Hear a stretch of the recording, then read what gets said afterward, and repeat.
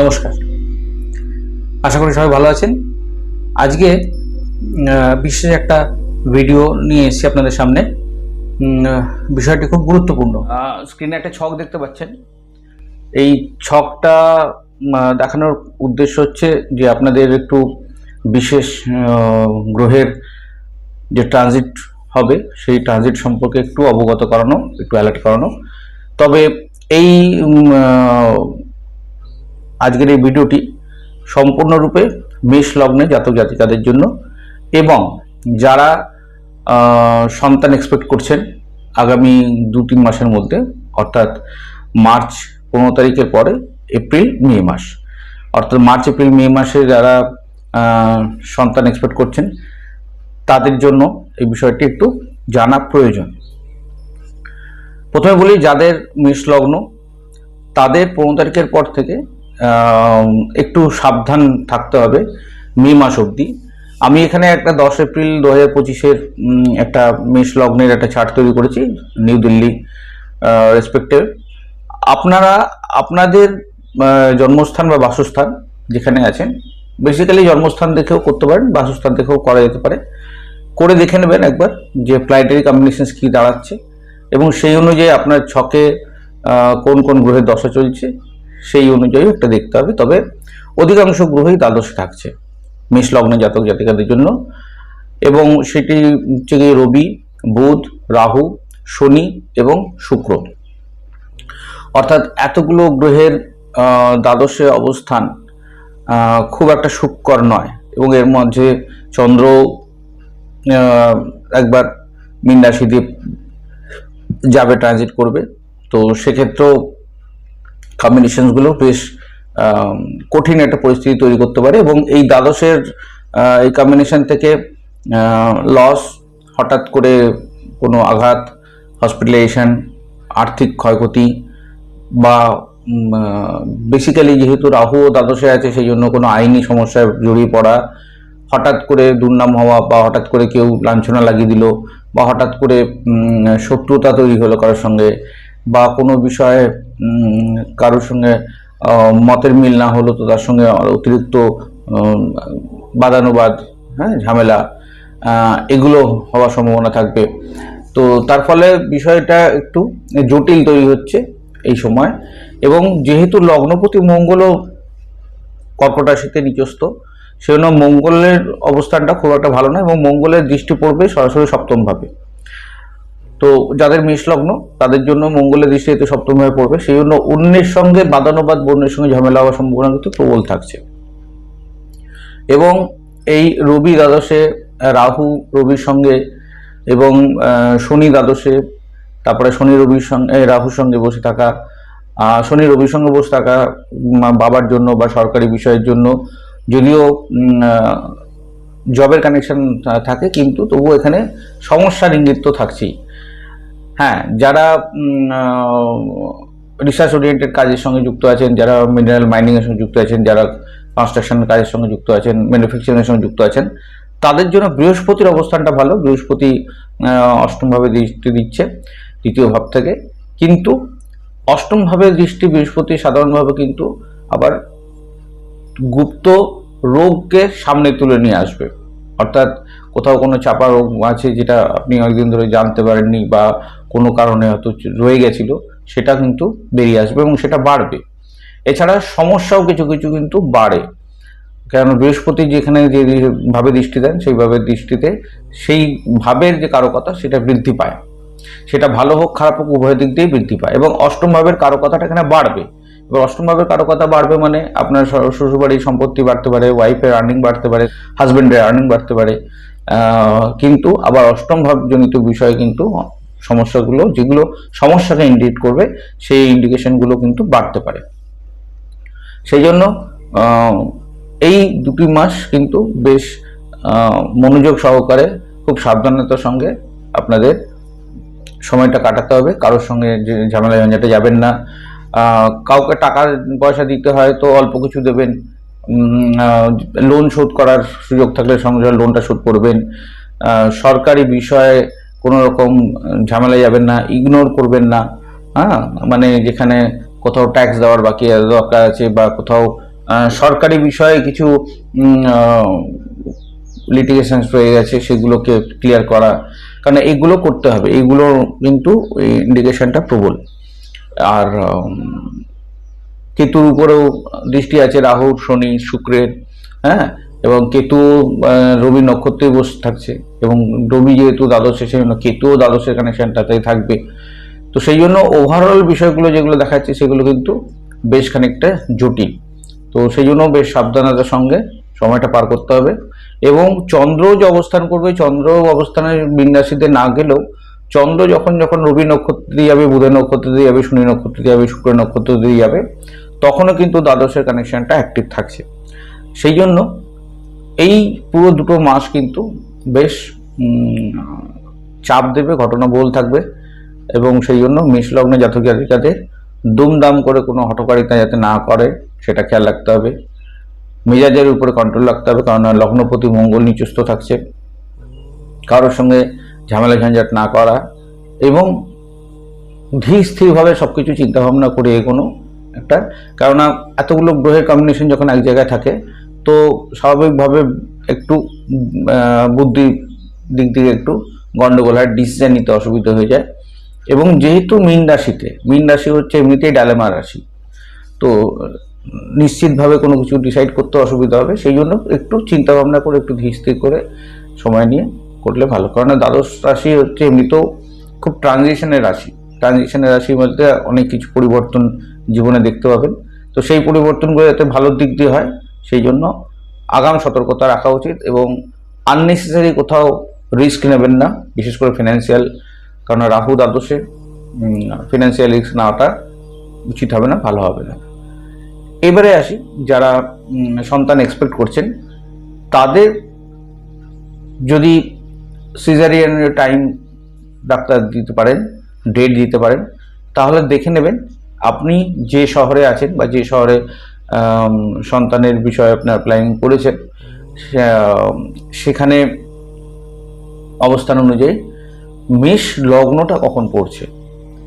এবার মেষ লগ্নটাকে অ্যাভয়েড করাটা সবচেয়ে ভালো সাজেশন দেবো আমি, মানে সবচেয়ে ভালো ডিসিশন হবে, কারণ মেষ লগ্নটা যদি অ্যাভয়েড করতে পারেন, তাহলে আগামী শিশুর জীবনে অনেক কিছু সমস্যাগুলো স্বাভাবিকভাবেই আপনারা এড়িয়ে দিতে পারবেন।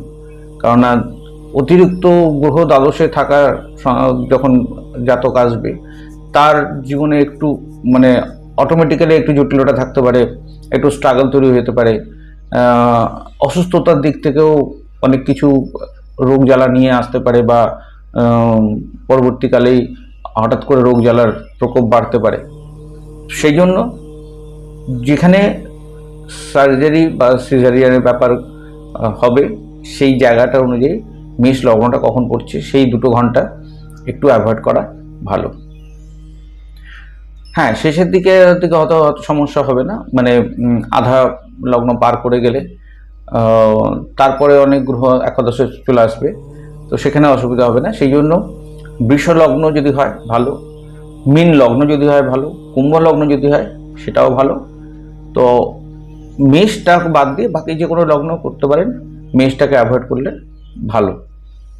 আর নিজেরা একটু এই সময় এমনিতেও সিজন চেঞ্জ, তাছাড়া গরমের সময় বিশেষ করে এপ্রিল মে মাস নাগাদ নিজেরাও এই সময় সবাই একটু সিজন চেঞ্জ, যেহেতু বিশেষ করে গরমের সময়টা এপ্রিল মে মাস নাগাদ একটু সাবধানে থাকবেন, কারণ মেষ লগ্ন, তো মেষ লগ্নের কি হয়, হিট জেনারেশনের ব্যাপারটা একটু থাকে, শরীরে গরম, তো চট করে লু লেগে যাওয়া বা প্রবণতা থাকবে। এবার মঙ্গল যেহেতু নিচস্থ, লগ্নপতি নিচস্থ, সেই জন্য শারীরিক দিক দিয়েও একটু গরমের বিষয় একটু খেয়াল রাখতে হবে, চট করে গরমে বেরিয়ে যাওয়া, কারণ সূর্য যেহেতু দ্বাদশে মীন রাশির উপর দিয়ে যাচ্ছে, যেহেতু জল রাশি, তবু এখানটাতে একটু খেয়াল রাখতে হবে যে হঠাৎ করে সানস্ট্রোক না হয়ে যায়। সানস্ট্রোকের বিষয়টাও কিন্তু একটু এই জায়গাটা খেয়াল রাখতে হবে। তো এমনিতেও 14-15 তারিখ এপ্রিলের পরে তো রবি বেরিয়ে যাচ্ছে, কিন্তু সেখানে বেরিয়ে গিয়েও আসবে মেষ রাশিতে। তো মেষ রাশিতে রবি যখন থাকবে, তখন ডেফিনেটলি রবি যতক্ষণ না লগ্নের আপনার লগ্ন অনুযায়ী ডিগ্রিটা পার করছে, ততক্ষণও কিন্তু রবি সেই দ্বাদশের রেজাল্ট দেবে। এবং মেষ রাশিতে থাকা সত্ত্বেও দ্বাদশের রেজাল্ট মানে ধরুন আপনার লগ্নে জন্মের সময় লগ্নই আছে আপনার মেষ রাশিতে 10 ডিগ্রিতে, তো এই 10 ডিগ্রি যতক্ষণ না পার করছে ততক্ষণ কিন্তু মেষ রাশিতে থাকা সত্ত্বেও রবি দ্বাদশের রেজাল্ট দেবে। সেই অর্থে কিন্তু রবি সেখানে স্ট্রংলি দ্বাদশের রেজাল্ট দেবে। তো সেই জন্য ওই সময়টাতে ইগোইস্টিক কোনো ব্যাপার বা লু বা গরমে থাকা হঠাৎ করে এসবগুলো কিন্তু যথেষ্ট সাবধানতার সঙ্গে থাকতে হবে, না তো কিন্তু বিপদ হওয়ার সম্ভাবনা প্রবল। কমিউনিকেশনের কারক গ্রহ বুধ নিচস্থ থাকবে, তার মানে কমিউনিকেশনের বিষয়টা কিন্তু খেয়াল রাখতে হবে। বিশেষ করে কারোর সঙ্গে কোনো ডিল, কোনো চুক্তি, কোনো কন্ট্রাক্ট বা কোথাও কিছু লিখে দিচ্ছেন, কোথাও কোনো রেজিস্ট্রেশন হচ্ছে, দলিল দস্তাবেজ তৈরি হচ্ছে, কোথাও কোনো রিপোর্টিং হচ্ছে, কোথাও সোশ্যাল মিডিয়াতে কিছু লিখছেন,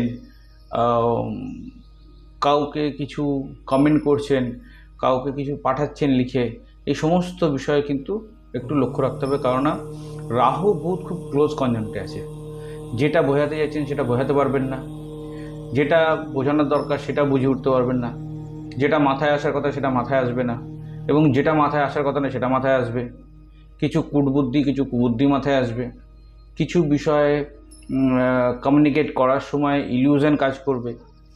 তো এই সমস্ত বিষয়টা কিন্তু কারণ রাহু একদিকে শনি আর একদিকে বুধ তার মাঝে আছে, তো এই সময়টায় রাহু কিন্তু বুধকে যথেষ্ট বেগ দেবে, বিশেষ করে কমিউনিকেশনের ক্ষেত্রে। সেই জন্য কারোর সঙ্গে কোনো ডিল হওয়ার সময় বেশ সাবধান থাকবেন এবং একবার দুবার নিজেকে প্রশ্ন করে নেবেন যে বিষয়টা যৌক্তিক হচ্ছে কিনা এবং বাস্তব হচ্ছে কিনা। ঠকে যাওয়ার সম্ভাবনা কিন্তু প্রচুর থাকবে। এই সময় অনলাইন ফ্রড বা সাইবার যে ক্রাইম যেটা আমরা সকল বলি সেটারও কিন্তু বাড়বার সম্ভাবনা প্রবল থাকবে, এবং তাতে কিন্তু মেষ লগ্নে জাতক জাতিকাদের আক্রান্ত হওয়ার সম্ভাবনা বাড়বে। তার কারণ হচ্ছে সেই একই রাহু এবং বুধের কম্বিনেশন। এছাড়া শুক্র যেহেতু দ্বাদশে, সেই জন্য আপনাদের মনে হবে যে বাহ, এটা তো বেশ লিকুইডেটিভ অফার বা দুর্দান্ত অফার, বা আমার এরকম একটা দরকার ছিল, অনেক দিন ধরে আমি এরকম চাইছিলাম, এরকম একটা বেশ। তো সুখ স্বাচ্ছন্দ্যের বিষয় নিয়ে বা নিজের গর্বের বিষয় নিয়ে যেটাকে আপনি হাইলাইট করতে পারবেন, সেরকম কোনো বিষয় নিয়ে আপনার সামনে এমন কাজের প্রস্তাবনা আসবে যেটা আপনার মনে হবে না না এই মুহূর্তে না নিলেই চলছে না, এটা নিতেই হবে। তো তখনই দেখবেন বিপদে পড়বেন। তো এই কম্বিনেশনটা এখানে তৈরি হচ্ছে, বুধ রাহু শনি শুক্র এই কম্বিনেশনে। তো এইসব বিষয়গুলো কিন্তু এর মধ্যে খেয়াল রাখতে হবে। আসলে এই ভিডিওটি বানানোর উদ্দেশ্য ভয় পাওয়ানো নয় বা আপনাদের মিসগাইড করা নয়। গ্রহের কম্বিনেশন যখন এরকম তৈরি হচ্ছে, আমার উদ্দেশ্য হচ্ছে আপনাদের একটু সতর্ক করে দেওয়া। এবং যেটা বললাম যে আগামী সন্তানের বিষয়ে যখন আমরা একটু প্ল্যান প্রোগ্রাম করে চলতে পারি, তাহলে যতটুকু ভালো করা যায় আর কি। তো এখনকার দিনে তো সেই সুযোগটা আছে, যেহেতু বেসিক্যালি ডাক্তার সময় দেন, ডেট দেন, তো সেই ডেট আর সময় অনুযায়ী যদি আপনারা প্ল্যান করে নিতে পারেন, তাহলে আগামী দিনের সন্তানকে নিয়ে খুব বেশি চিন্তা করতে হবে না। কারণ দ্বাদশে অতিরিক্ত গ্রহ থাকলে আর সেরকম অবস্থানে সন্তানের জন্ম হলে সন্তান স্বাভাবিকভাবেই খুব চাপে থাকবে। এই ভিডিওটা বানানোর উদ্দেশ্য আপনাদের ভয় পাওয়ানো নয়, এটা একটু খেয়াল রাখতে হবে। তার কারণ হচ্ছে 5-6টা গ্রহ যেহেতু দ্বাদশ ভাবকে নির্দেশ করছে, সেই জন্য এই সময়টা একটু শারীরিক দিক দিয়ে সমস্যা হতে পারে, ক্ষয়ক্ষতি হতে পারে,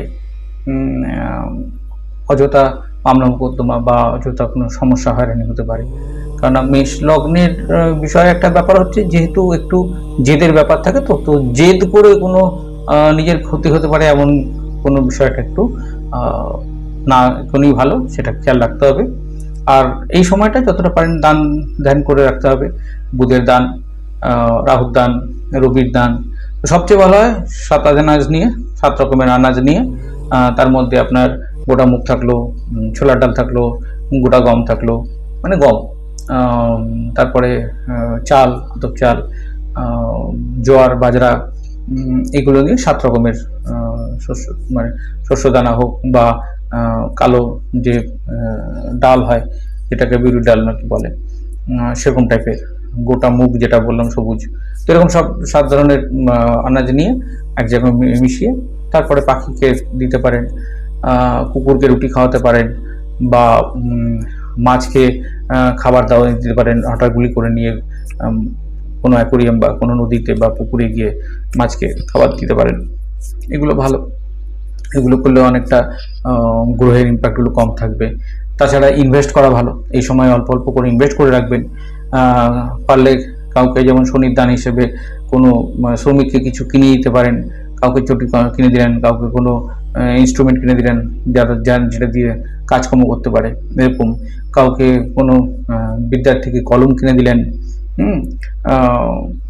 বিভিন্নভাবে শুক্র যেহেতু দান হিসেবে বাড়ির মহিলাদের জন্য প্রসাধনী কিছু কিনে এনে গিফট করলেন। এইভাবে যতটুকু দান ধ্যান করে যাওয়া ভালো, মেডিটেশন করলেন, এবং যত বেশি একটু নিষ্ক্রিয় থাকার প্রয়োজন। হ্যাঁ, বিদেশি বিষয়ের জন্য, রিসার্চের জন্য, ইনভেস্টমেন্টের জন্য ভালো, কিন্তু বাকি কিছু বিষয়ের জন্য কিন্তু বেশ সাবধান থাকতে হবে। হেলথের বিষয়ে যদি কোনো ইন্ডিকেশন এখন থেকে পাচ্ছেন, সেটার সঙ্গে সঙ্গে ডাক্তার দেখানো, অ্যাটেন্ড করে নেওয়া, এগুলো ভালো। পারলে এই 2 মাসের মধ্যে মাঝে মাঝে গিয়ে হাসপাতালে গিয়ে সময় কিছুটা কাটিয়ে আসবেন। গিয়ে বসলেন, এক গ্লাস জল খেলেন, দিয়ে চলে এলেন। হ্যাঁ, বা কারোর জন্য কাউকে দেখা করতে গেলেন, কেউ অসুস্থ হচ্ছে তার জন্য একটু ফুল নিয়ে গেলেন, ফল নিয়ে গেলেন, মিষ্টি নিয়ে গেলেন, এইভাবে। তো বেসিক্যালি এইভাবেই সময়টা 2 মাসটা কাটিয়ে দিতে হবে আর কি। চেষ্টা করুন। আর কেমন থাকেন 2 মাস পরে জানাবেন, আর অবশ্যই সতর্ক থাকবেন, ভালো থাকবেন, সঙ্গে থাকবেন। ধন্যবাদ।